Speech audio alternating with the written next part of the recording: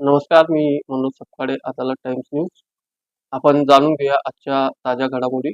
संत नामदेव प्रशिक्षण प्रसारक मंडळ जामरूर तालुका जिल्हा हिंगोली चे अध्यक्ष बाळासाहेब श्रीराम पवार यांची अँटी करप्शन बोर्ड, लाचलुचपत प्रतिबंध बोर्ड महाराष्ट्र राज्य अंतर्गत हिंगोली जिल्हा अध्यक्षपदी निवड झाल्याबद्दल संत नामदेव प्राथमिक शाळा व रतनसिंग नाईक प्राथमिक माध्यमिक आश्रमशाळा गांगलवाडी येथे जाहीर सत्कार करण्यात आला.